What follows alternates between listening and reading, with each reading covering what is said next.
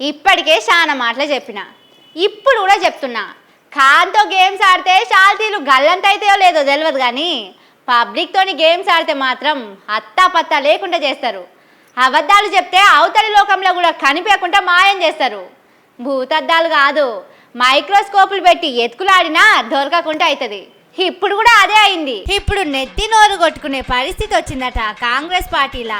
MLC ఓట్లల్లో నిలబడితే 2 జాగల్ల కాంగ్రెస్ పార్టీకి గుండు సున్నానే వచ్చింది. 2కి 2 సీట్లు పూపాటోళ్ళు వేసుకపోయిర్రు. మరి దీనికి కారణం ఎవలో శ్రీధర్ బాబు సార్ అడుగుదాం పార్రి. మీరు ఓడిపోవడానికి కారణం ఎవరు సారు? బీజేపీకి సపోర్ట్ చేస్తూ వారికి ఓటు వేయాలని క్షేత్రస్థాయిలో పనిచేస్తా ఉన్నది ఎవరు? మేము అదే అడుగుతున్నాం సారు. బీజేపీతోని సోపతి చేసి మీ పార్టీ నెత్తిలనే చేయి పెట్టినోళ్ళు ఎవలని మళ్ళా మీరు మమ్మల్ని అడిగితే ఎట్లా చెప్పుండ్రి? బయటికి చెప్తలేరు గాని పార్టీలో మొత్తం రేవంత్ సార్ దిక్కే ఏళ్ళు చూపిస్తున్నారట కదా. ఇగో కావాలంటే చూడుండ్రి. 500 రూపాయలకు సిలిండర్ రాకపోతే మీరు ఎవరికైనా ఓటేసుకోండి అని ఈరోజు ప్రతి ఎకరాకు 6,000 చొప్పున సంవత్సరానికి 12,000 ఇవ్వాల. రైతు భరోసా మీ ఖాతాలలో పడితేనే కాంగ్రెస్ పార్టీకి ఓటేయండి.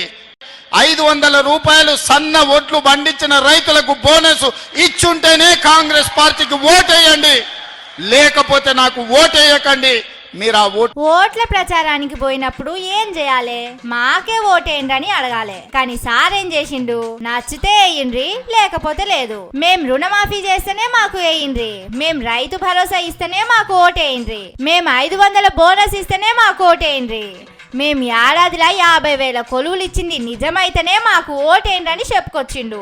పాపం సారు ఇంత నియత్తుతోనే అడుగుతున్నాడు. మనం కూడా మస్తు నియత్తోని ఓట్లేయాలని అనుకున్నట్టున్నారు. కాంగ్రెస్ కు ఓటేసినామంటే అన్ని అయినాయని చెప్పుకున్నట్టే అవుతుంది.